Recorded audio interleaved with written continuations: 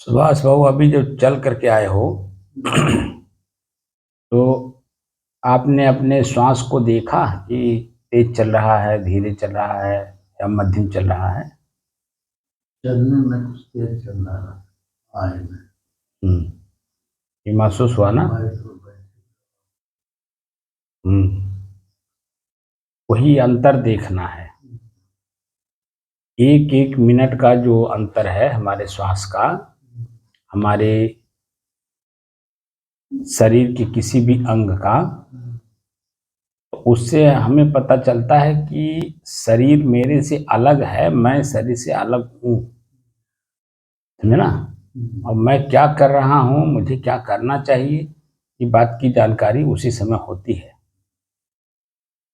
जैसे चल के आए तो आपका श्वास बता रहा था, जोर जोर से साए साए की आवाज आ रही थी। तो अब जब बैठे हैं वही साए साए की आवाज खत्म हो गई धीरे धीरे, क्योंकि जैसे ही शरीर अपने रिलैक्स हुआ, शांत हुआ, तो आपके श्वास की गति जो है वो तेज की बजाय मध्यम हो गई।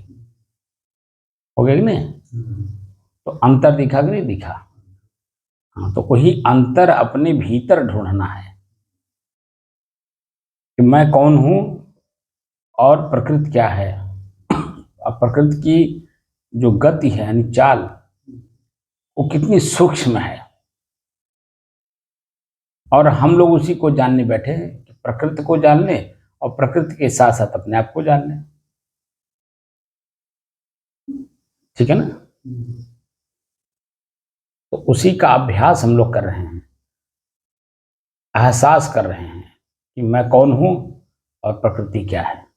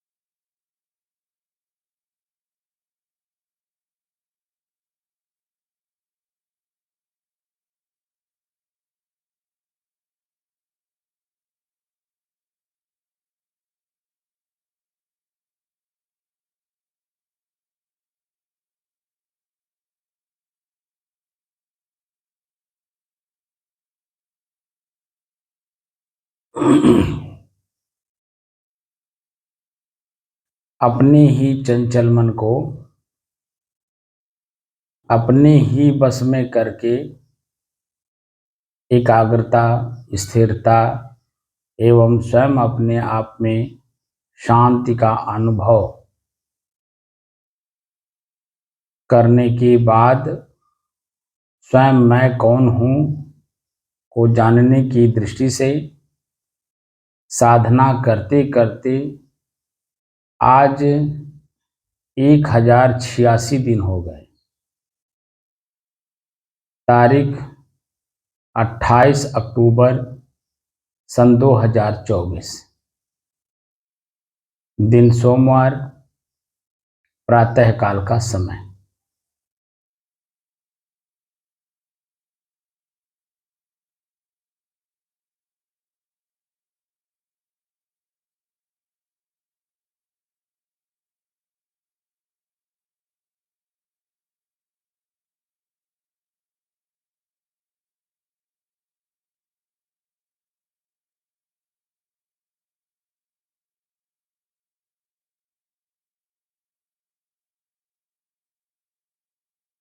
हमारे भीतर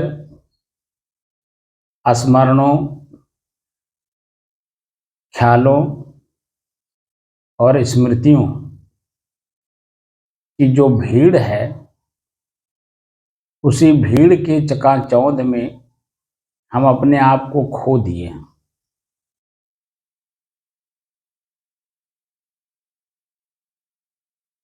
और खो करके अपने आप से ही हम अपने आप में बिछुड़ गए हैं।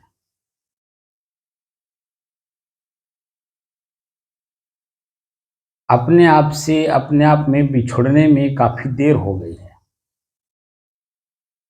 तो उसी मेले और भीड़ में हम खोज रहे हैं अपने आप को कि मैं कौन हूं। अभी बाहरी कोई आदमी एक दूसरे आदमी से पूछे कि भैया मैं कौन हूं,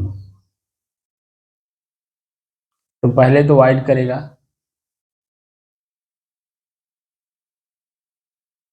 लेकिन जब आप बार बार पूछोगे कि भैया मैं कौन हूं, तो समझ जाएगा कि इनका ब्रेन खराब है।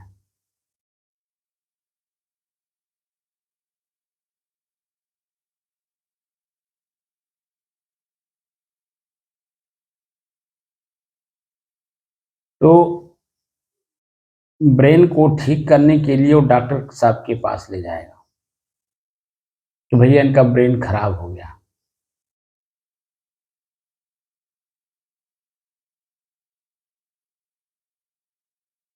और जब वो अपने इसी शरीर को जान लेगा कि यही मैं हूं, डॉक्टर साहब दवाई दे दिए, ठीक हो गया, मान लिए कि मैं यही शरीर हूं, तो कहेगा कि अब ठीक हो गए।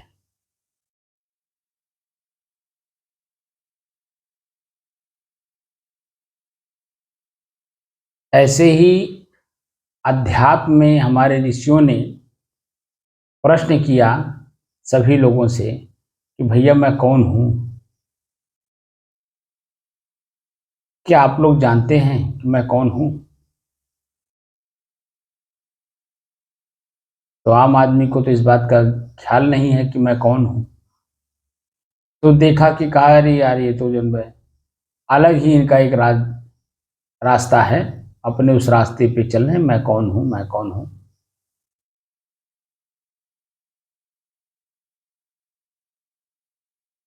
मैं कौन हूं को जो जानेगा वही तो आपको बताएगा। जो मैं कौन हूं को नहीं जाना है, तो शरीर को ही कहेगा भैया तुम फलाने के लड़के हो, तुम्हारा नाम फलाना है।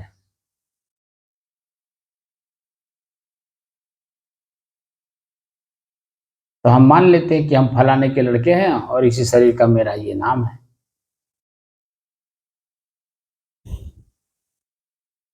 लेकिन वास्तविकता क्या है? क्या वास्तव में मैं यही शरीर हूं? अगर मैं यही शरीर होता तो ये शरीर परिवर्तित ना होता, वो स्थिर रहता। लेकिन हमारा शरीर हमारे ही सामने परिवर्तित हो रहा है। 5 साल से लेके और अब तक हमारे इस शरीर का कितना परिवर्तन हो गया, और हम खुद अपने शरीर को देख रहे कि हमारा शरीर परिवर्तित हो रहा है।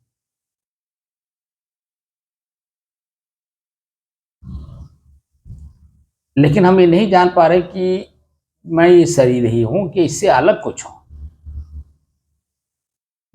और न जानने की वजह से इस शरीर को हम मैं मान के घूम रहे हैं।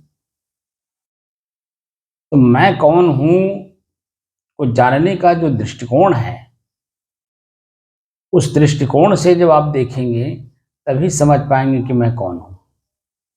मैं आप लोगों को कह दिया, शब्द भीतर से मैं दे दिया अपने अनुभव का कि मैं शुद्ध हूँ, मैं स्थिर हूँ, मैं शांत हूँ और मैं एकरस हूँ।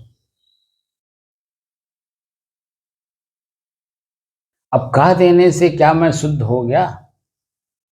क्या मैं स्थिर हो गया? क्या मैं शांत हो गया?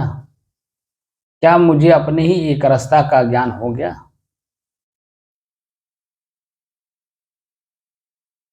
जब अंतर ढूंढेंगे तो उसी अंतर में जो निर्विशेषण लगाया है, एक तो बाहर जो आम पब्लिक है वो अपने को परखती है कि मैं कौन हूँ, क्या कर रहा हूँ, अब मुझे क्या करना चाहिए। ये तीन प्रश्न जिसके जीवन में, व्यवहारिक जीवन में उत्पन्न होते हैं, उसकी स्थिति आप देखेंगे कि पहले से बेहतर होती जाती है। जैसे आप लोगों ने भी अपने इसी शरीर को मैं मान करके काम किए होंगे अपनी जवानी में। जवानी से पहले जो स्थिति शरीर की, परिवार की, समाज की रही होगी, उसको आपने देखा होगा। तो अपनी ही स्थिति पर स्थिति को आपने परिवर्तित किया कि नहीं? और धीरे धीरे धीरे परिवर्तित होते होते आज किस स्थिति में आप हैं, ये आप खुद एहसास कर रहे होंगे। पहले की स्थिति पढ़िए, जब आपकी चेतना नहीं थी, यानी बचपना था, 5 साल से पहले की अवस्था। उस समय में आपको कुछ ज्ञान नहीं था। 5 साल से लेकर के 10 साल के बीच में आप टटोलिए, क्योंकि अवस्थाएं जा चुकी हैं, अब उसको आप आकलन कर सकते हो। तो उस समय में मेरी बौद्धिक स्तर, शारीरिक स्तर, पारिवारिक स्तर कैसा था? धीरे धीरे 10 साल से 15 साल के बीच में का अनुभव करिए। 15 साल से 20 साल की अवस्था के जो आपकी मानसिक स्थिति थी उसको पढ़िए। पढ़ते पढ़ते आप इस अवस्था तक आइए तो देखेंगे कि काफी कुछ अंतर हो गया है। अब अपने आप में ही पता चलेगा कि मेरी स्थिति बेहतर है या बदतर है, अपने आप समझ में आ जाएगा। तो अगर बेहतर है तो बेहतर में और बेहतर करेंगे, लेकिन अगर बदतर है तो बदतर से ऊपर उठने की कोशिश करेंगे कि नहीं, बेहतर बनने के लिए। जी। तो अपनी ही मानसिक स्थिति से हम जब मजबूती के साथ व्यवहार भी करते हैं तो हमारे व्यवहारिक जीवन और आत्मिक जीवन दोनों ही हमारी बेहतर होती हैं। क्योंकि जब हम जिस काम को करते हैं और जब लगातार करते हैं, देख के, जान के, समझ के करते हैं, तो उसका जो परिणाम आता है तो मन प्रसन्न होता है। लेकिन जब शुरुआत किए थे तो मन में कहीं कोई प्रसन्नता नहीं थी, बल्कि मन में भय था, कैसे होगा, कौन करेगा, तमाम तरह के प्रश्न मन में उठते थे। लेकिन वही जब आप लगातार करते गए, जो भी समस्याएं आई उसको निदान करते गए, पता चला कि आपकी स्थिति पहले की अपेक्षा इस समय में बेहतर है। क्योंकि हम अब गरीब नहीं रह गए। धन से, संपत्ति से, खेती बाड़ी से, जमीन जायदाद से अब हम अपने आप को ऊपर उठा लिए हैं। तो देखेंगे कि भौतिक जीवन जो आपका था वो पहले की अपेक्षा इस समय बेहतर है। तो जो भौतिक जीवन आपका बेहतर हुआ, किसके कारण हुआ? आपके भीतरी स्वयं के चिंतन के जो बदतर स्थिति थी, उसमें जब आपने प्रश्न किया तो आपके भीतरी स्थिति में जो बेहतरपना आया, वही बेहतरपना आपके भौतिक जीवन में आया। पहले स्वयं आप अपना बेहतर स्थिति बनाए, तभी आपका भौतिक जीवन बेहतर हुआ। अगर आप अपने को ना बदलते तो भौतिक जीवन नहीं बदल पाता। तो ये अंतर वहाँ दिखता है, तब पता चलता है कि बाहरी जो हमारा स्थिति जैसी है, उसमें मुख्य रूप से मेरी स्वयं की स्थिति बदलने से ही बाहर की स्थिति भी बदलती है। धीरे धीरे पता चलता है। अब आप लोगों को पता चल रहा होगा कि पहले की स्थिति में और इस समय की स्थिति में क्या अंतर दिख रहा है। क्यों सुभाष बाबू? अभी 1.5 महीना पहले से आप बैठे हो, ये आज से लेके 1.5 महीना हुआ होगा, ठीक है। उसे डायरी देखें कि जब से आपका दस्तखत हुआ होगा पता चल जाएगा। अभी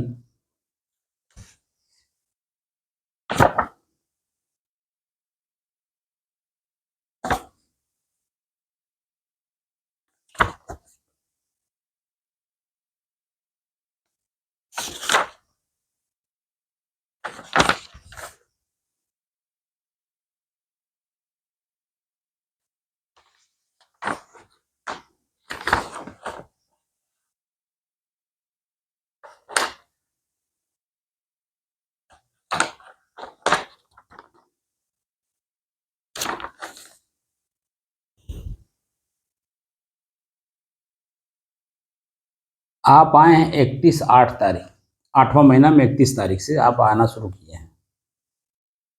पहला दिन आपका 31 तारीख का था, फिर दूसरे समय आप आए नहीं, मतलब उसी दिन शाम के समय नहीं आए, सुबह आए थे।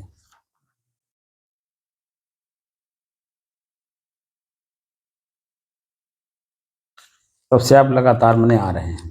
तो 31/8, 31/9 1 महीना, और 31 तारीख आने वाला है, 2 महीना लगभग आपका हो रहा है। 3 दिन बाकी है, 4 दिन, 3 दिन, तो उसको कोई ज़्यादा महत्व की बात नहीं है। तो 2 महीना आपकी हो गई। तो 2 महीना में आप पढ़िए अपने आप में कि मेरी मानसिक स्थिति और शारीरिक स्थिति में कितना बदलाव आया, अंतर पढ़िए। तो आप देखेंगे कि कुछ न कुछ तो जरूर अंतर आया होगा, भीतर से जब पढ़ेंगे आप, ठीक है। और पढ़ करके अभी मैं कैमरा लगाऊंगा आपके सामने, आप हमको बताइएगा कि क्या अंतर आया है। और अवतार बाबू, आप तो 1086 दिन से कर रहे हैं, स्थूल, सूक्ष्म और सूक्ष्मोत्तर में 3 चीजें थी जी। तो तीनों में क्या अंतर आपके आया वो आप बताइएगा कि आपकी मानसिक स्थिति में क्या बदलाव आई। तो मानसिक स्थिति में बदलाव आने से शारीरिक स्थिति में क्या बदलाव आई, मानसिक और शारीरिक स्थिति में बदलाव आने के बाद हमारे परिवार में मेरी स्थिति बदलाव आने के कारण क्या उन लोगों को महसूस हो रहा होगा, ये तो आप लोग खुद भी समझ रहे होंगे, क्योंकि उसी परिवार में आप जाते होंगे। तो जो आपके स्थिति में बदलाव आई होगी, वो बदलाव वो लोग भी अनुभव करते होंगे, ऐसा नहीं है नहीं करेंगे। तो खुद आकलन करके अपने आप को पढ़िए कि हमने क्या अंतर देखा, अंतर ही मैं हूं या अंतर को मैंने देखा। तो जो मैं देखा रहूंगा तो अपनी स्थिरता का ज्ञान होगा कि मैं स्थिर होकर के अपने ही शरीर के अंगों का, मन की स्थिति का, शरीर के पूरे शरीर का स्थिति क्या बदलती है, कब बदलती है, कैसे बदलती है, किस रूप में बदलती है, यह आपको पता चलता रहेगा। पता चलता भी गया और पता चल भी रहा है, और आगे भी जब तक इस शरीर में रहेंगे, अगर आप अपने आप में स्थिर रहेंगे तो आपके शरीर की स्थिति अपने आप बदलता हुआ दिखाई देगा। लेकिन मैं भी बदल रहा हूं, क्या ये भी पता चलेगा? यही सब चीजों पर चिंतन करना है हम लोगों को। ये जो ध्यान साधना है, ध्यान का मतलब लक्ष्य के प्रति एकाग्रचित होकर के चलना। मैं शुरू में ही आप लोगों को बताया था, ध्यान का मतलब आंख मूंद करके बैठ जाना नहीं। उससे क्या होता है, शरीर भारीपन महसूस होता है, मन पर दबाव पड़ता है, और अंतर की हमारी स्थितियां क्या बदल रही हैं ये हमको समझ ही नहीं आता। हम लोग बैठे हैं कबीर साहब के सिद्धांतानुसार समझ बढ़ाने, हमारे ही स्थिति परिस्थिति में क्या बदलाव आया अंतर ढूंढने के लिए। जब समझ बढ़ेगी तभी तो अंतर बढ़ेगा, समझ ही नहीं है तो अंतर भी कैसे बदलेगा, और उस अंतर को हम समझ कैसे पाएंगे कि क्या बदलाव आया। तो हम लोगों का लक्ष्य है कि मैं कौन हूं, अब मैं कौन हूं? जब इस बात की जानकारी हो गई कि मैं स्थिर हूं, शुद्ध हूं, शांत हूं और एक रस हूं, इसके अलावा और क्या चीज हो रहा है कि मेरे में हो रहा है, मेरे में हो रहा है या किसी और में हो रहा है, ये मुझे पता चलेगा। और उसी को पता करने के लिए हम लोग ध्यान साधना कर रहे हैं, मन को साध रहे हैं, इंद्रियों को साध रहे हैं, शरीर को साध रहे हैं, इनकी क्रियाओं को साध रहे हैं। साधना का मतलब होता है बस में करना। अभी तकले हमारा शरीर हमारे बस में नहीं था, अब अपने शरीर को अपने बस में करने में लगे हैं। तो जब अपने शरीर के अंगों को जानेंगे तभी तो हम बस में करेंगे। ये मेरे से अलग हैं, ये मैं ही हूं। कार्य करते समय व्यवहार में हम लोग शरीर के किसी भी अंग का प्रयोग जो करते हैं वो शरीर को मैं मान के करते हैं, इसीलिए उसकी कमी बेसी का अंतर नहीं देख पाते। लेकिन जब हम अपने आप में स्थिर रहेंगे, शरीर के किसी अंग का प्रयोग कर रहे हैं, तो उसमें क्या अंतर है। प्रयोग करने से पहले की स्थिति देखिए, प्रयोग करते समय की स्थिति देखिए, प्रयोग खत्म हो जाने के बाद की क्या स्थिति बनती है हमारे शरीर के अंगों की, और प्लस मेरे अपने आप की। तो कौन बदल रहा है, कौन परिवर्तित हो रहा है, ये सबका पता चलेगा। और इसी अंतर को देखने के लिए हम लोग ये साधना कर रहे हैं। बात समझ में आया? जी। भीतर में मैं स्वयं कौन हूं, यही तो जानने बैठे हैं। जी। तो अंतर जब ढूंढेंगे तभी तो समझ में आएगा कि अंतर किस में हो रहा है। मैं तो शुद्ध हूं, कोई मिलावट नहीं है। मैं स्थिर हूं, कोई चंचलता नहीं है। मैं शांत हूं, मन में किसी प्रकार का कोई उद्वेग नहीं है, कोई स्मरण नहीं, कोई ख्याल नहीं। मैं स्थिर हूं और क्या हूं, एक रस हूं, लगातार चला रहा हूं। अरे 5 साल से लेकर के और अब तक हम हैं कि नहीं हैं? जी। तो लगातार हैं ना, तब तो क्यों सुबह सुबह हाँ। 5 साल से अब तक हम हैं, तभी ना समझ रहे हैं कि हमारे शरीर की स्थिति, परिवार की स्थिति, हमारे मन की स्थिति क्या परिवर्तित हो रही है, कितना परिवर्तित हुआ, तभी तो समझ में आ रहा है। तो मैं अपने आप में स्थिर हूं, शुद्ध हूं, इसका अस्थायित्व तो ज्ञान कैसे प्राप्त होगा कि हर समय मैं अपने आप को देखूं, मैं स्थिर हूं। एक कदम चलूं तो कदम चलने से पहले की अपनी स्थिति देखूं, कदम बढ़ाते समय देखूं, कदम बढ़ गया तब कि हमारी स्थिति क्या हुई। जैसे स्थिर हैं, इसको आकलन कर लीजिए, फिर एक कदम उठाइए पैर को ऐसे, तो उस समय में अपने आप की शरीर की जो नसें हैं वो आपको बताएंगे, आपका शरीर का बैलेंस बताएगा। ऐसे जब उठाएंगे स्थिर होकर के तो आपको बताएगा कि आपका शरीर बैलेंस में है या डिसबैलेंस हो रहा है। ठीक है, शरीर जैसे उठाएंगे पैर को, फिर उसके बाद जब पैर को आगे बढ़ाइए तो उस समय में आप देखिए कि हमारे शरीर की स्थिति क्या हो रही है। ठीक है, पैर उठा उस समय की स्थिति, पैर आगे बढ़ रहा उस समय की स्थिति, क्या मैं आगे पीछे हो रहा हूं, कौन आगे पीछे हो रहा। और वहां जहां पैर रखिए उसको भी देखिए कि मेरा पैर और इस पैर में क्या अंतर हो रहा है, शरीर बैलेंस में है या डिसबैलेंस है। तो जब इस पैर को मजबूत कर लीजिए तो इस पैर को उठाइए, तो उस समय की स्थिति को देखिए कि कौन डिसबैलेंस हो रहा है, कौन बैलेंस हो रहा है, और हमारे शरीर की स्थिति क्या हो रही है। इस तरह से जब आप काम करेंगे तब अपने अंतर को ढूंढ पाएंगे कि शरीर मैं नहीं, शरीर मेरा है। कहना सुनना आसान है, उस पर तर्क वितर्क करना आसान है, लेकिन स्वयं में अपने आप में उसको महसूस करना, उसको देखना, जानना और अपने आप में स्थिर होना कठिन काम है।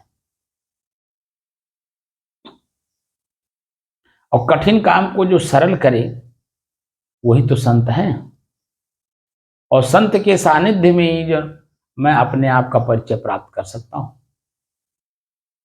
और संत के सानिध्य में जाने के बाद भी अगर अपने आप का परिचय नहीं हुआ तो जान लीजिए या तो मेरे में कमी है या तो संत में कमी है कि हमें हमारी चीजें अनुभव नहीं करा पाए। क्योंकि जो व्यक्ति जैसा होता है उसकी मनोदशा भी वैसी होती है, और मुंह से जो शब्द निकलते हैं वो शब्द भी उसी तरह से निकलते हैं, क्योंकि जो भीतर में रहेगा वही तो बाहर निकलेगा। आपने अपने आप में कमाई क्या की है, वही आपकी कमाई बाहर निकलेगी। जैसे घर है आपका, घर में जो कुछ भी आप रखेंगे वही तो बाहर के आदमी को मांगने से आप अंदर से बाहर निकालोगे। जब घर में कुछ है ही नहीं है तो बाहर वाला आपको कुछ भी कहता रहे, आप क्या निकाल के देंगे, क्योंकि कुछ है ही नहीं है। तो भीतर की जो कमाई रहती है ना अपने इंद्रियों की, अपने आप की, वही बाहर निकलता है। किस तरह की कमाई है वही शब्द के रूप में बाहर निकलता है। और आपके शब्द में ही अमृत भी है और जहर भी है। अब आपने क्या कमाया है, अमृत कमाया कि जहर कमाया, वही आप प्रयोग करेंगे। आपके शब्द में अगर कड़वापन है, तीर जैसा लग रहा है, इसका मतलब जहर है, आपने जहर कमाया। सामने वाले को भी आप जहर पिला करके उसको भी मार देना चाहते हैं। अपने तो मरे ही हैं, सामने वाले को भी मारना चाहते हैं। लेकिन अमृत निकल रहा है तो सामने वाला कितना भी पीड़ित होगा, आपका शब्द सुन करके वो इतना गदगद हो जाएगा, प्रसन्नचित हो जाएगा, आनंदित हो जाएगा, वो मंत्रमुग्ध हो जाएगा, क्योंकि वो शब्द ही आपका मंत्र है। और उसको पा करके सामने वाला एकदम अपने आप तृप्त हो रहा है। जैसे डॉक्टर और मरीज का होता है। मरीज अपने आप में खूब पीड़ित है, आप लोग भी मरीज हैं, आप अपने स्थिति को समझ रहे होंगे। आप अपने मर्ज को लेकर के जब डॉक्टर के पास जाते हैं तो पीड़ा लेकर के जाते हैं ना। लेकिन एक शब्द बोलता है डॉक्टर साहब, एक ही शब्द बोलते हैं कि आप सही जगह आ गए हैं, अभी आप ठीक हो जाएंगे। कान सुनता है, मन मंथन करता है, अंदर भीतर भीतर रिलैक्स हो जाता है। वो रिलैक्स पना जो हमारा परिवर्तन है वो हमें दिखाई देता है। लेकिन हम इसीलिए नहीं समझ पाते क्योंकि हम उतावलेपन में हैं।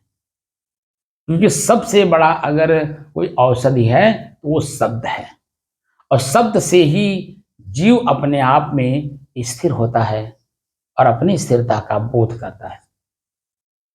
कबीर साहब कह रहे हैं ना कि शब्द अमृत भी है और जहर भी है। एक शब्द औषधि करे, एक शब्द करे घाव। तो अगर घाव कर रहा है इसका मतलब जहर है।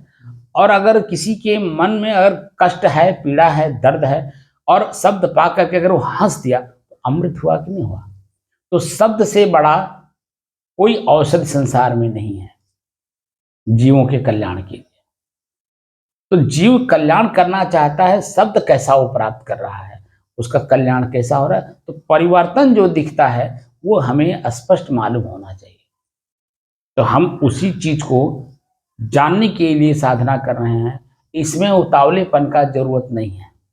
जितना ही स्थिरता आएगी उतनी ही स्थिरता में आप अपने आप का परिचय प्राप्त कर सकते हैं। अगर आप उतावलेपन में जाएंगे तो आपकी जो रही सही बुद्धि है, स्थिरता है, वो भी खत्म हो जाएगी। इसीलिए मैं स्वयं इस बात को पहले से ही जान रहा हूं, और मैं किसी से भी चर्चा भी करता हूं तो उसकी चर्चा में उसको चाहिए ही नहीं, क्योंकि उसकी मानसिक स्थिति अलग दौड़ रही है। बात समझे जी। कल मैं मगहर गया हुआ था, मंदिर पे बैठा हुआ था, कुछ परिवार गोरखपुर से आए हुए थे। तो जब मैं रहता हूँ, कहीं भी रहता हूँ, तो मैं चेतना देने के लिए मनुष्य की कुछ न कुछ प्रश्न जरूर कर लेता हूँ। तो मैं मंदिर पे ही संजोग से बैठा हुआ था कबीर साहब के। तो वो लोग दर्शन करने आए।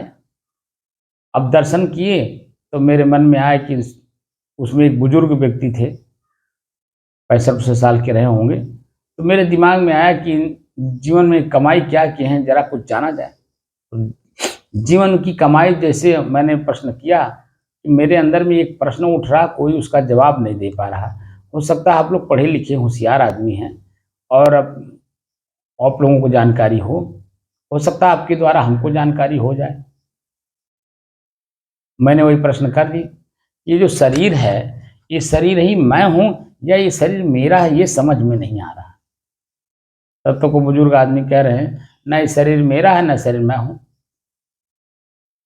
तब तक हमारे जो वहाँ पुजारी था असिस्टेंट, उसको मैंने कहा जरा एक चाकू ले आओ, ये शरीर तो इनका है नहीं और ये शरीर भी नहीं है, तो इनको तो दर्द नहीं होना चाहिए। नहीं, अगर मैं उंगली काटूं तो दर्द नहीं होना चाहिए, क्योंकि आप शरीर नहीं हो, शरीर आपका नहीं है।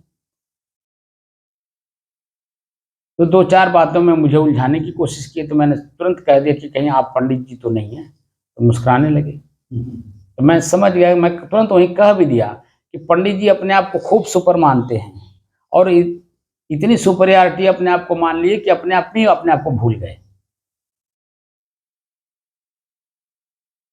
ब्रह्म जानाति ति ब्राह्मण है, जो ब्रह्म को जानता हो वही ब्राह्मण है। तो ब्रह्म क्या है? आपका कर्म।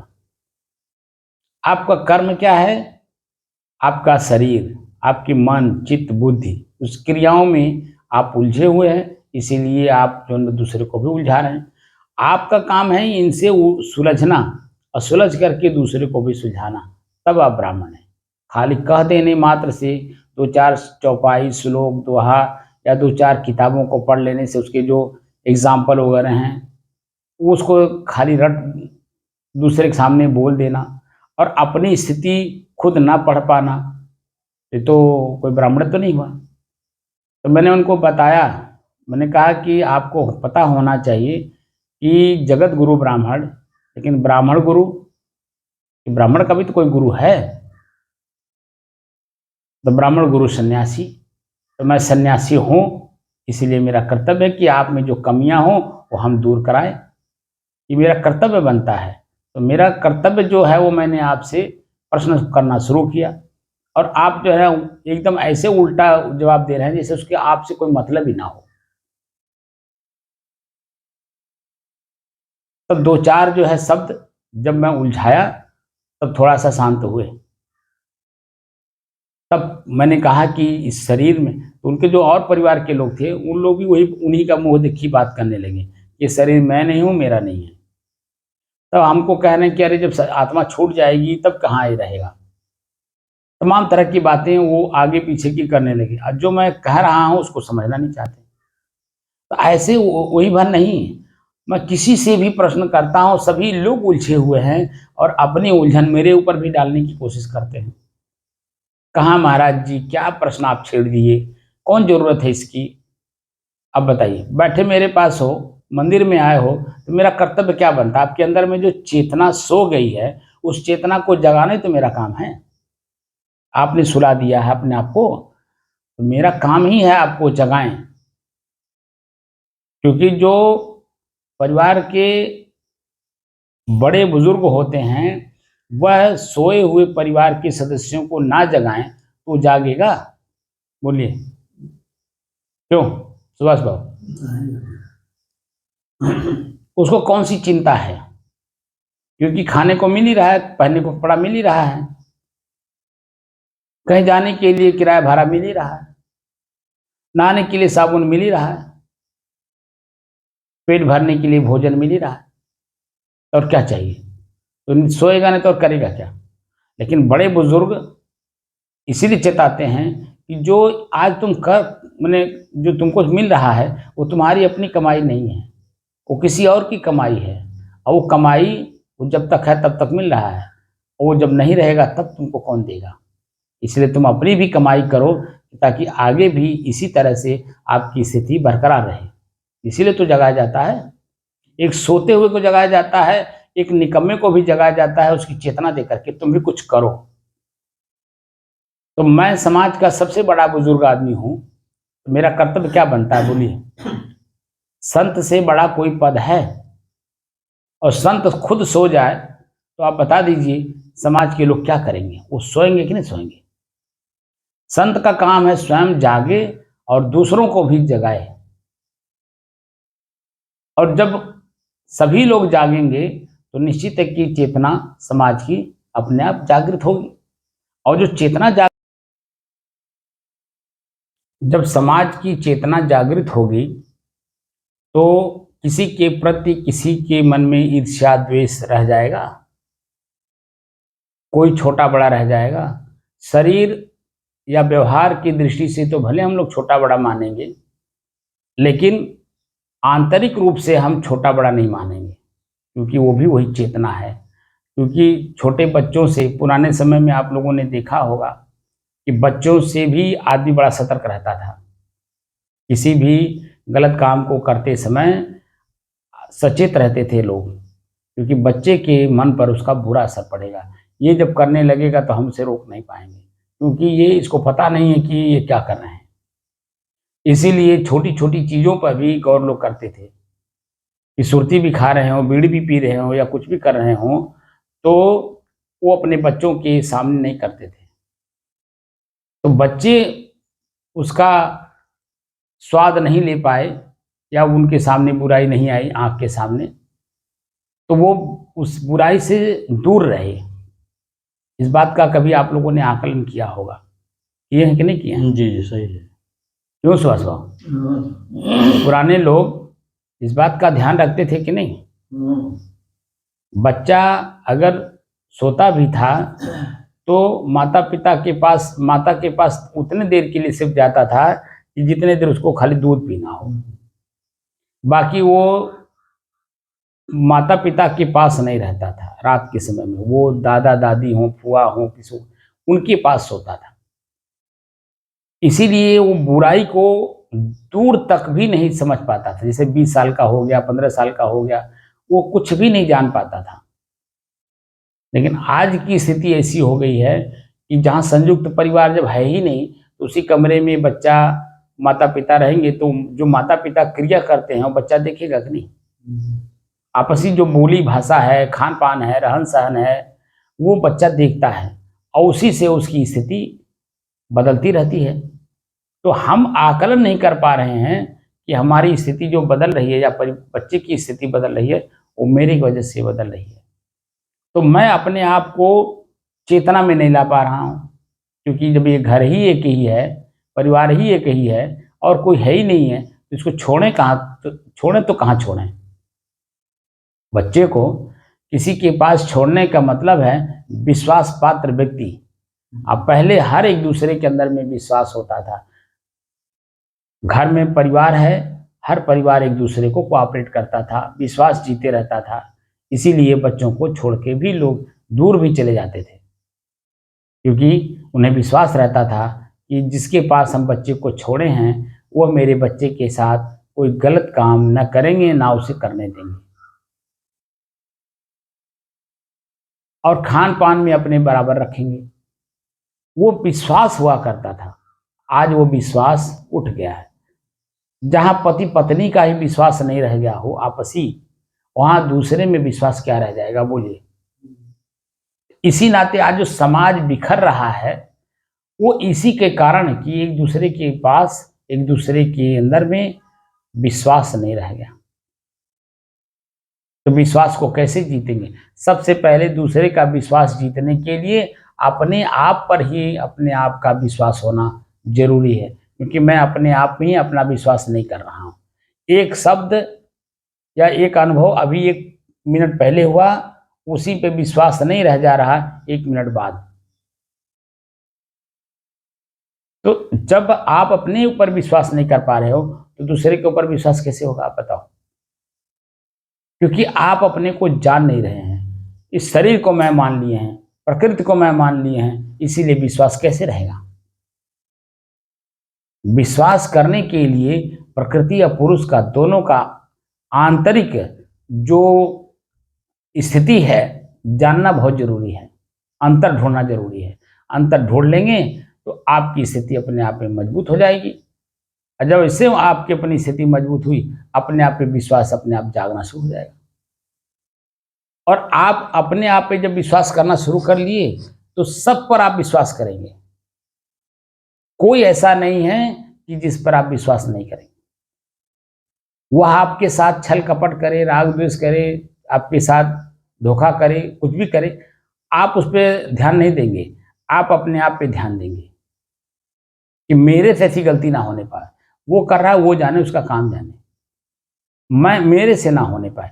तब आपकी चेतना वहां शुरू हुई जागना।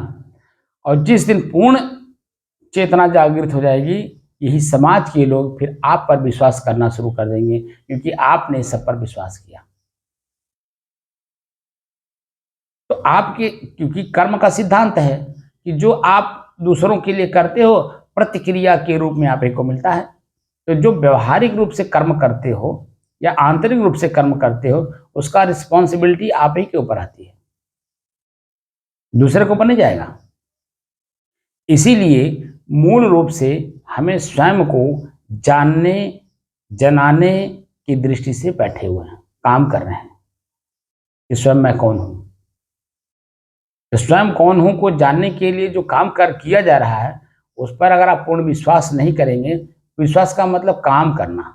मैं आपको श्वास को दिखा रहा हूं, श्वास को लगातार आप देखेंगे, तभी तो आपका विश्वास जागेगा कि मेरे अपने श्वास में क्षण क्षण कैसे कैसे परिवर्तन हो रहा है। और वो परिवर्तन हमें स्थिर नहीं रहने देता है, क्योंकि हम उसी में मिल गए हैं। लेकिन अब मैं अपनी स्थिरता को देख रहा हूँ, तो मेरे श्वास की स्थिति बदल रही है, मेरी स्थिति नहीं बदल रही है, मेरी तो ज्यों की त्यों ही है, श्वास की बदल रही है।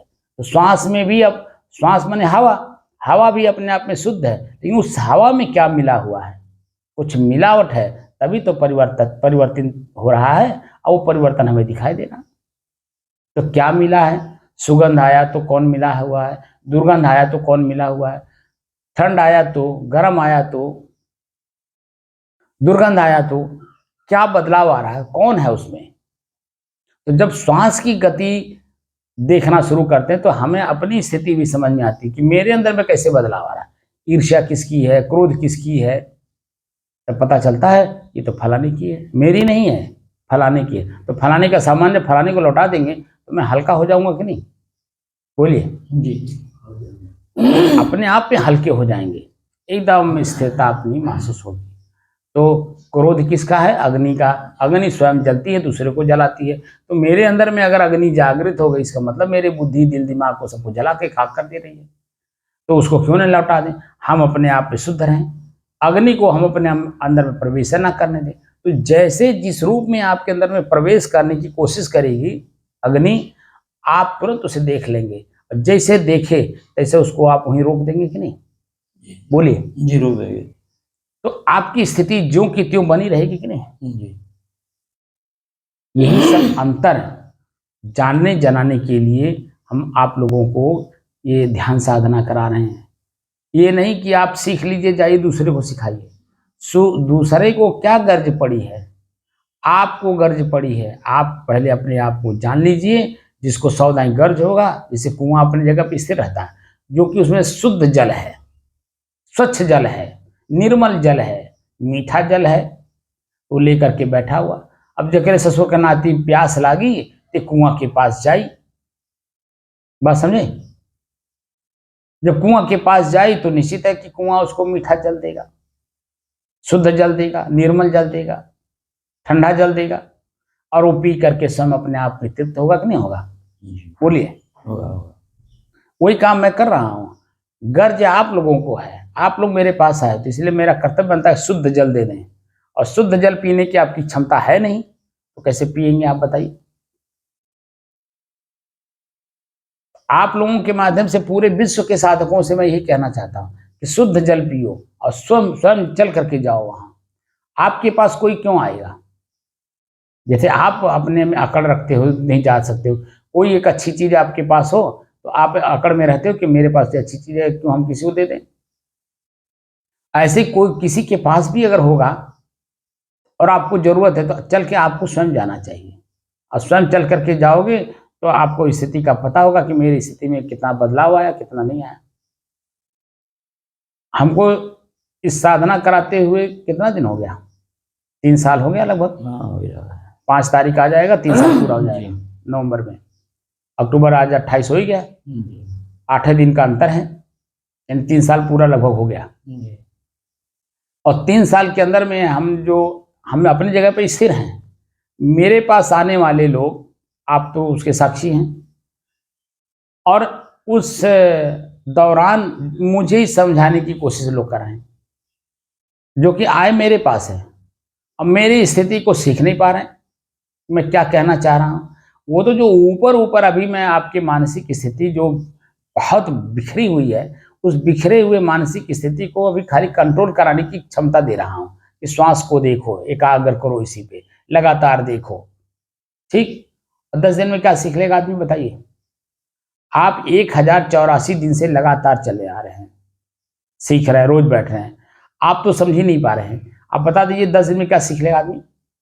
कुछ नहीं होगा, बोलिए। कुछ नहीं होगा।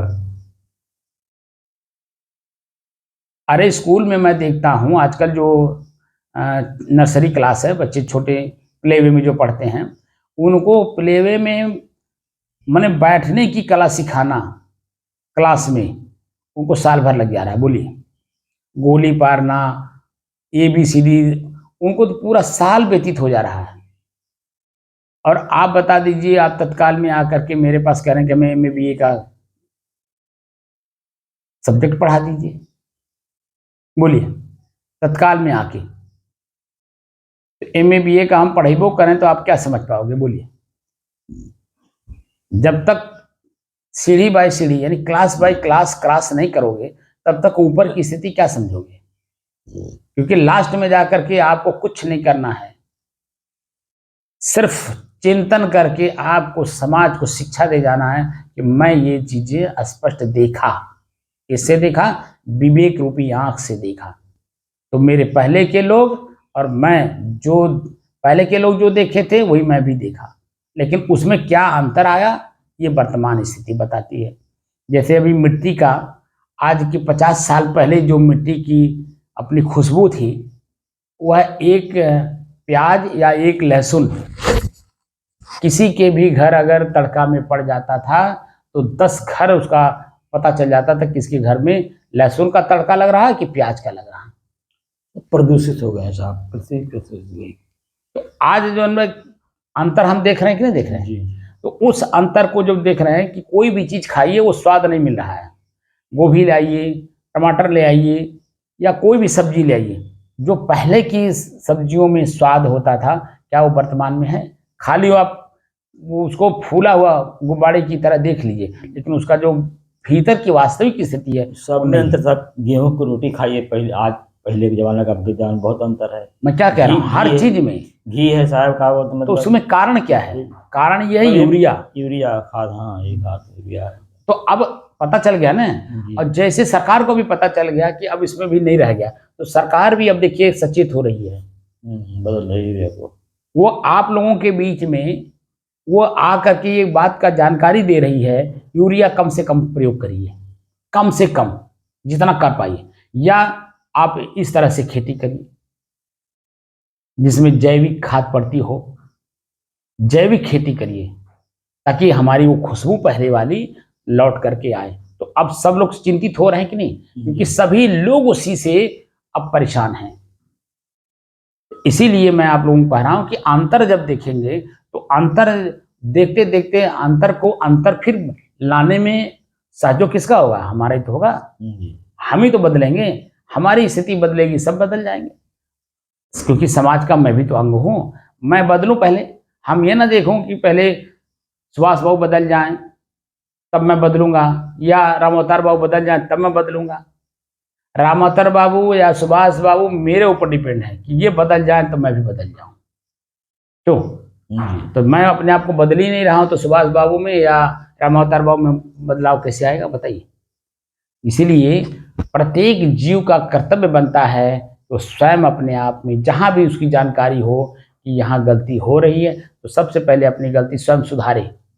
अगर हम स्वयं सुधारना शुरू कर दें तो हमसे जुड़े हुए जितने लोग हैं वो अपने आप, जैसे हम सुर्ती खा रहे हैं ठोक ठोक के, तो हमको समझ में आ गई। तो मेरे साथ जो सुर्ती खाने वाले लोग हैं, जब मैं सुर्ती छोड़ दूंगा या छोड़ने लगूंगा, तो देखिए पहले वो लोग कहाँ मैंने कौवा की तरह काँव काँव करेंगे। ठीक है, क्यों छोड़ दे रहे हैं? अरे यार हम लोग बैठते थे तो सुर्ती एक बहाना रहता था, 4 बात होती थी, ये होता था, वो दुनिया भर की बात वो करते हैं। लेकिन आप अगर दृढ़ है, नहीं भाई हमको छोड़ना तो छोड़ना है, तो देखिए उनके अंदर में भी बदलाव आने लगेगा। भले वो खाते हो, लेकिन आपके पास वो नहीं बनाएंगे, और बनाएंगे भी तो दूर जाके बना के खा के कुल्ला करके तब आपके पास आएंगे। तो बदलाव, आपके बदलाव से अन्य लोगों में बदलाव आई कि नहीं आई? जी। तो कुल मिला करके अगर देखा जाए तो स्वयं मैं अपने आप में ही दोषी हूँ, और अपने आप का ही दोष मुझे निकाल करके अपने आप में ही, अपने आप के प्रति ही निर्दोष साबित करने की कोशिश करिए कि मैं निर्दोष हूँ। अपने भीतर ही, बाहर नहीं। बाहर तो आप कितनों भी आप निर्दोष साबित करिए, वो सामने वाला आपसे भी ज़्यादा चतुर है, क्योंकि वो दोष से युक्त है। आप में कोई न कोई दाग लगा देगा, कहीं न कहीं कोई ऐसा शब्द बोल देगा, आपका मन कितना भी प्रसन्न हो, समर्पित हो, कुछ भी हो, खिन्न हो जाएगा, दुखी हो जाएगा, पीड़ित हो जाएगा। इसलिए दूसरे के प्रति नहीं, अपने प्रति सावधान होइए कि मेरे अंदर में क्या बदलाव आया। ये बदलाव स्वयं आप देखिए। उसी बदलाव को देखने के लिए आप लोगों को या समाज को मैं चाहता हूं कि वो अपने चीज़ों को देखे, जाने, समझे। अगर परिवर्तित करने वाली चीज़ है तो उसे परिवर्तित करिए, और जो अपरिवर्तनीय है उसमें अपने आप को स्थिर करने की कोशिश करिए। क्योंकि मैं स्थिर हूँ स्वयं अपने आप में, हम अपने आप में है नहीं। इसीलिए जो परिवर्तन देख रहे हैं उसी परिवर्तन को मैं मान करके हम भी अपने आप को परिवर्तन मान के काम कर रहे हैं, जिसमें हम दुख के अलावा सुख मिल ही नहीं रहा, ये ढूंढ रहे हैं। और ढूंढ क्या रहे हैं? सुख। जब उसमें सुख हो तब तो मिले। सुख तो स्वयं आप हो, सुख स्वरूप हो, लेकिन अपने सुख स्वरूप का आपको एहसास नहीं है। उसी एहसास को करने के लिए, महसूस करने के लिए हम लोग साधना कर रहे हैं, और मेरा कर्तव्य है कि मैं उस लेवल तक ले जाऊं। अब आप लोगों में कितनी चेतना जागृत हो रही है वहां तक पहुंचने के लिए। तो जब हमें कोई चीज़, बड़ी चीज़ प्राप्त होती है तो छोटी अपने आप छूटती जाती है, छोड़ना नहीं पड़ता है, और फिर उसके प्रति कोई आसक्ति भी नहीं रह जाता है। जैसे आपके पास साइकिल नहीं था तो साइकिल आपके लिए बहुत बड़ी चीज़ थी, पैसा जुटाया 5,000 रुपया, आपने साइकिल ले ली। लेकिन वहीं आपके पास अब मोटरसाइकिल आ गया तो साइकिल का कोई कीमत रह जाता है? वो अपने आप छूट जाता है, आपको छोड़ना नहीं पड़ता है, क्योंकि आसक्ति अब हो गई मोटरसाइकिल में। अब मोटरसाइकिल भी छूट जाता है जब चारपहिया आ जाती है। अब चारपहिया भी छूटती है जब उस चारपहिया दूसरी आए, लेकिन उससे लग्जरी आ जाए। तो हर चीज़ छूटता है जब बड़ा चीज़ का लक्ष्य बनाया जाता है। तो अब बड़ा चीज़ वो आप स्वयं अपने आप में बड़े हैं, अपने बड़प्पन का एहसास नहीं है। उसी अपने बड़प्पन का एहसास करने के लिए हम आप लोगों को ये बात का सीख देना चाहते हैं कि खुद को जानो, खुद को पहचानो, और खुद को खुद में ही स्थिर कर ले जाओ। क्योंकि आप स्वयं अपने आप में स्थिर हैं, बाकी सब प्रकृति है, उसमें परिवर्तन होगा। और परिवर्तन जब तक आप अपने को माने रहेंगे तब तक आप कभी स्थिर नहीं हो पाएंगे, ना सुख प्राप्त होगा। बात समझ में आया? इसीलिए परिवर्तन को अलग होकर के देखिए वो किसका है, और मैं स्वयं अपने आप में शुद्ध हूँ, शांत हूँ, स्थिर हूँ, उसको भी एहसास करिए। ठीक है?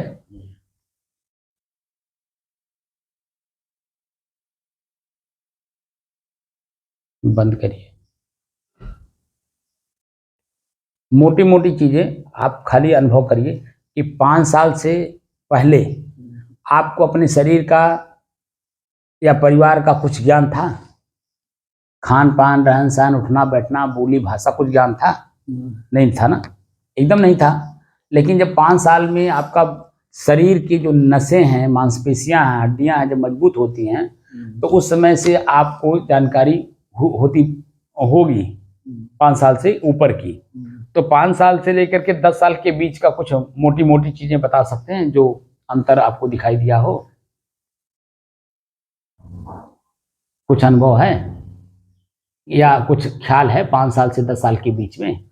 उधर आप जो लड़के रहे होंगे ना, 5 से 10 साल के बीच में लड़के ही रही होगी। उस समय में आपको खाना पीना, उठना बैठना, सोना जागना, किससे क्या बातचीत करना, कुछ ज्ञान था? ज्ञान था। खेलने में और खेलने में और खाने में और पढ़ने में यही स्थिति रही होगी बच्चों के साथ, अपने बराबर के बच्चों के साथ। लेकिन फिर वही 10 साल के बाद जब 15 साल की अवस्था में आप जाने लगे तो क्या पहले वाली स्थिति वहां भी लागू किए? तो उसमें कुछ परिवर्तन आया? परिवर्तन आया ना। अब जब 15 साल से ऊपर गए होंगे तो वो 10 से 15 साल के बीच की जो स्थिति रही होगी उसमें परिवर्तन आ गया।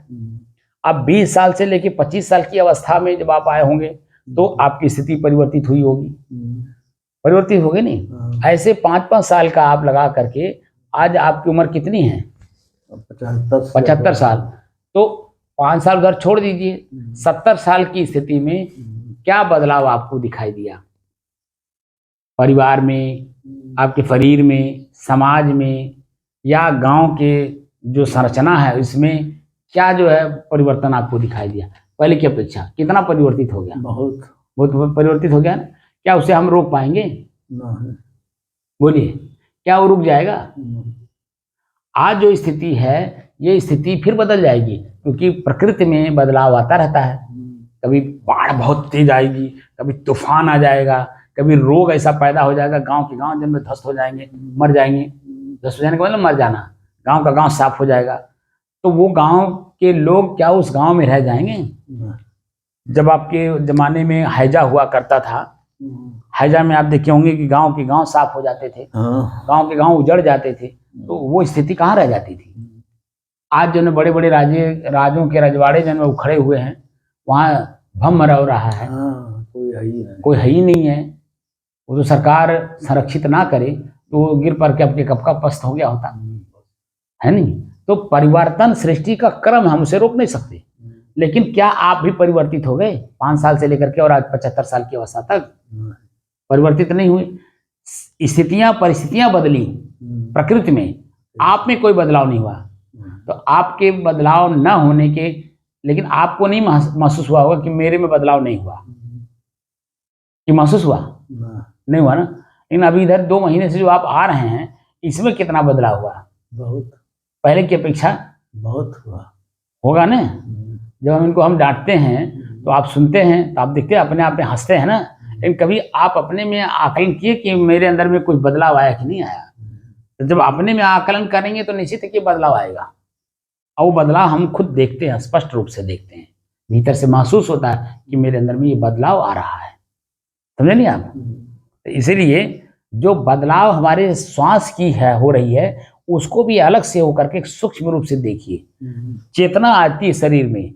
ये उम्र मत देखिए कि मैं ज्यादा उम्र का हो गया, बूढ़ा हो गया तो मैं कुछ कर नहीं सकता। ये भीतर का काम है ना, भीतर का काम हम आपसे करा रहे हैं, हम शरीर से थोड़ी काम करा रहे हैं कि चलिए वहां गड्ढा खोदिए या ईंटा उठा करके दीजिए, मकान बन रहा, ऐसा तो कुछ काम करा नहीं रहे हैं। या खेती कराइए, या पहले की तरफ बैल ले करके चलिए जोतने के लिए, या टटरवे आज के जमाने में आप चलिए जोतिए, ये सब तो काम हम कर नहीं रहे हैं।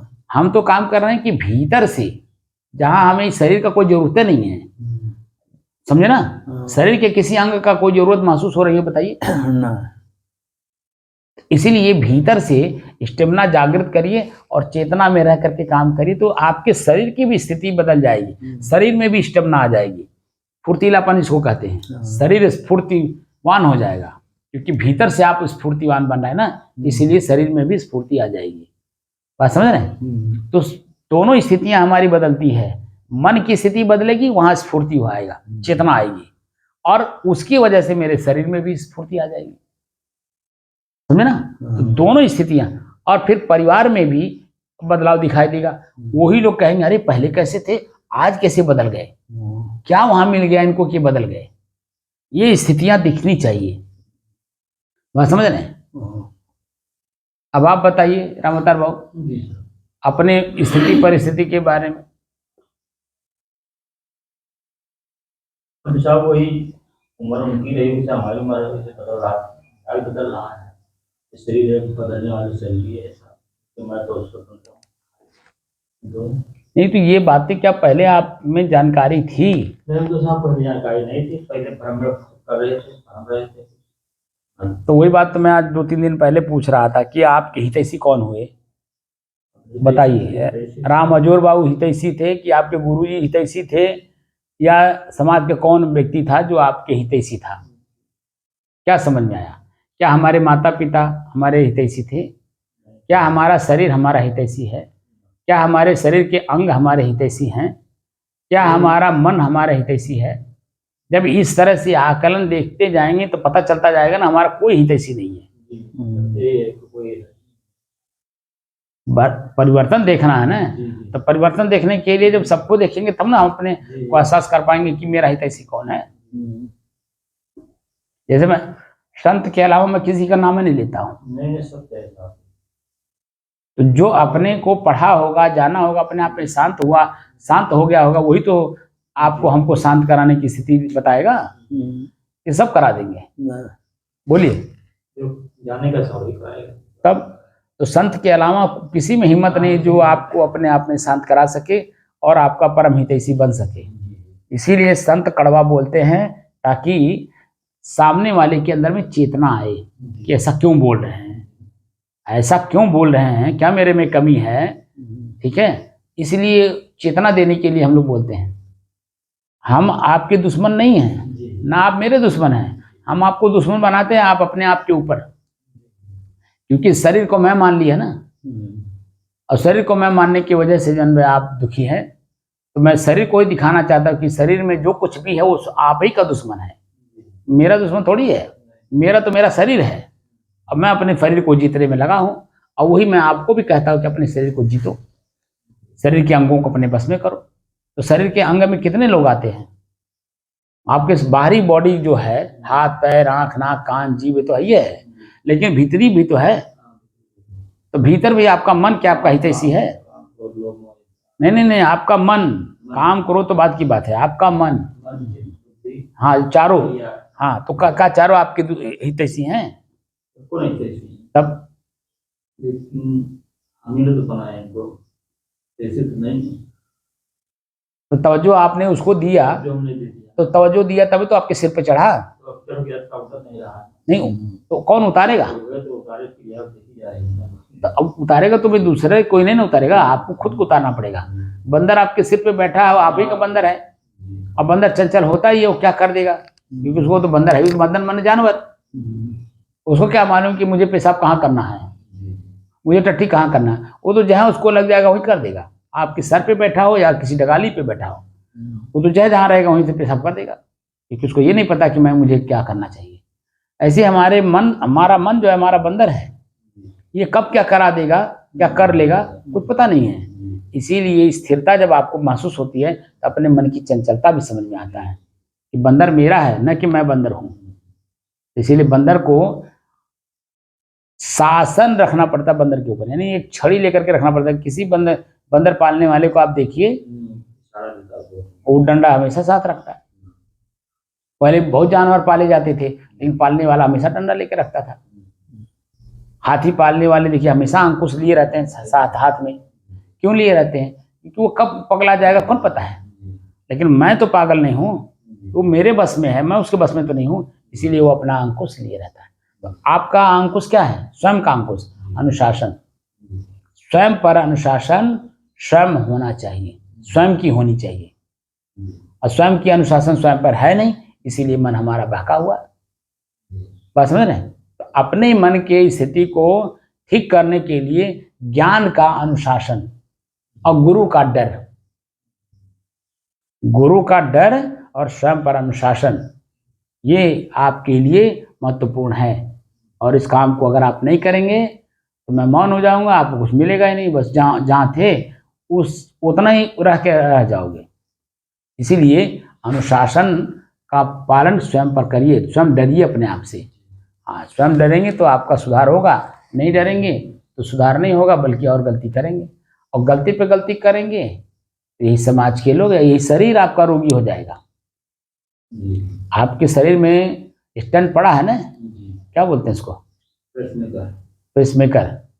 तो पेसमेकर क्यों पड़ा? आपने अपने शरीर के साथ धोखा किया, आपको नहीं पता, तभी तो आपका शरीर आपसे धोखा आपको दिया। आप उसी को ठीक करने में आप जितना कमाई किए थे, क्या पैसा लगा था? 3 लाख 80 हजार। एक बात बता दी, 3 लाख 80 हजार कितना दिन में कमाएंगे? 500 रुपये मजदूरी के हिसाब से आप जोड़िए कितना दिन में कमाएंगे। और उतने दिन की कमाई आपके 2 मिनट में चला गया, 2 दिन में। डॉक्टर कहेगा तब उतना विश्वास करके देना पड़ेगा ना। बोलिए। और वही आप अपने साथ धोखा ना किए होते तो वो जो 3 लाख 80 हजार था वो आपके किसी और काम में आता कि नहीं आता?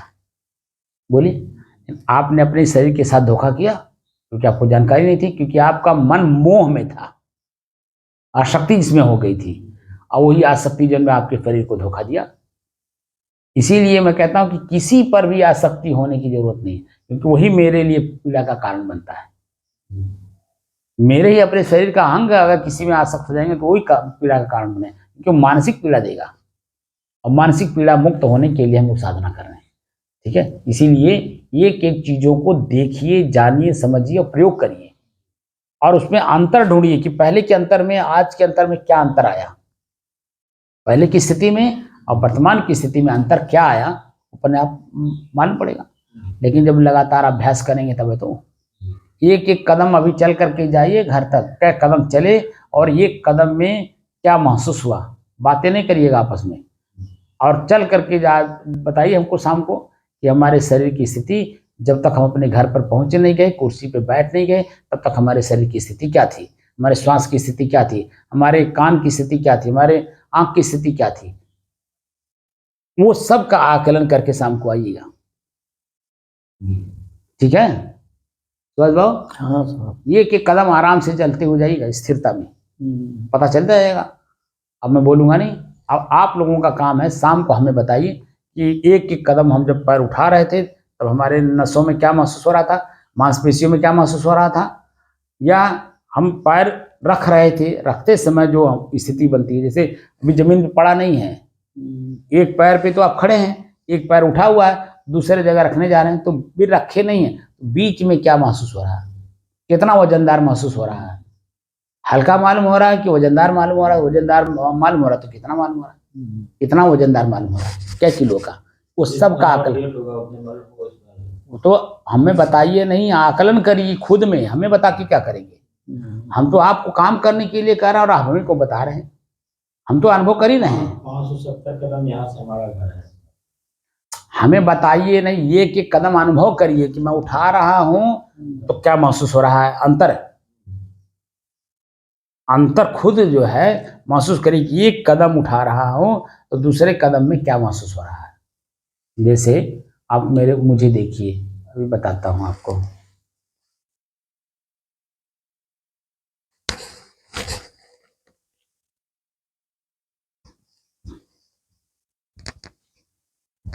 जैसे आप लोगों के सामने मैं खड़ा हूं, तो खड़ा हूं तो मेरा शरीर मेरे ही पैर पर ये बोझ मालूम हो रहा है, नसें दब रही हैं, नसें टाइट हो रही हैं, और पैर का जो निचला हिस्सा है वो दब रहा है।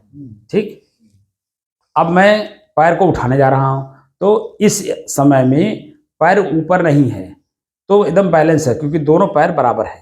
ठीक है, दोनों पैर बराबर हैं तो शरीर हमारा बैलेंस है। अब मैं शरीर को डिसबैलेंस करने जा रहा हूँ, पैर उठाने जा रहा हूँ, तो पैर कौन सा उठा रहा हूँ, दाहिना, तो हमको ये महसूस होना चाहिए कि कैसा उठ रहा है।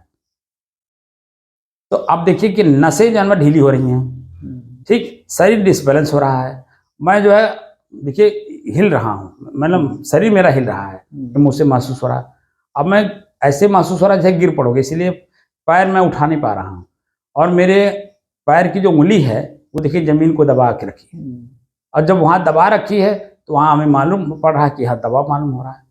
तो अब मैं फिर बराबर कर दिया, क्योंकि वो उठा नहीं पाया, क्योंकि शरीर हिल रहा है। अब मैं उठा रहा हूँ, देखिए नहीं उठा पा रहा हूँ, समझे ना, क्योंकि शरीर हिल रही है, हमें डर है कि गिर पड़ेगी, चोट खा जाएगा, बात समझ रहे। ये स्थिति हमें पता चलना चाहिए, खुद के पता चलना चाहिए कि हमारे शरीर हमको क्या अनुभव कराता है। एक एक कदम आप जब चलेंगे तो आप लोगों को मालूम होगा कि आप लोग क्या कर रहे हैं। हमको बताने की जरूरत नहीं है, आप खुद महसूस करिए, हम महसूस करने के लिए आप लोगों को सिखा रहे हैं, बात समझे ना। वहाँ प्रत्युत्तर नहीं देना है, उत्तर अपने आप में ढूंढना है, प्रत्युत्तर दे के क्या करेंगे। यही तो हम जीवन में किए और अभी भी कर ही रहे हैं। बाहर जो परिवार है, समाज है, उनको उनके बात का जवाब तुरंत दे देते हैं, लेकिन वो अनुभव नहीं कर पाते हैं जो मुझे करना चाहिए। ठीक है ना, ठीक, अच्छा साहेब बंदगी साहेब, बात समझ में आ गई कि नहीं आ गई है? हाँ आ रही है ना, पहले की अपेक्षा कुछ अब समझ बढ़ रही है, बढ़ना चाहिए समझ नहीं बढ़ेगा तो जन्म कैसे काम चलेगा।